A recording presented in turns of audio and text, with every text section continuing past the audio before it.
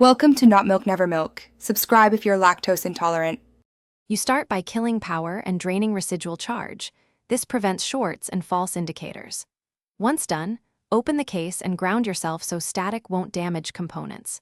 Check the motherboard LEDs, then confirm the 24-pin ATX and CPU 8/4-pin connectors are fully latched. Reset RAM and GPU now. Loose modules commonly trigger red and yellow warnings. If you see bent pins at the CPU socket or a swollen capacitor, stop. Note the damage for the next step. Now you isolate. Boot the board with the minimum components to force a predictable post path. If the red or yellow persists, swap a single known good RAM stick into each slot one at a time to identify a bad channel.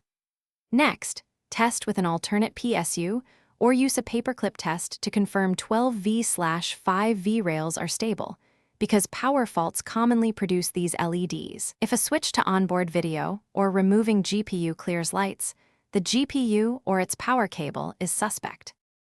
Finish by addressing the identified culprit. Clear CMOS to reset corrupted settings, and reflash BIOS if the board supports USB flashback. This resolves many startup light errors. Replace any failing component you isolated, bad RAM, PSU, or a damaged GPU connector. Once replaced, boot minimal and confirm stable post. If lights remain after swapping known good parts, make sure to document exact LED patterns and steps taken. Then escalate to RMA or a certified technician for board-level diagnostics. Thanks for watching. If this was helpful, leave a like and consider subscribing. See you next time.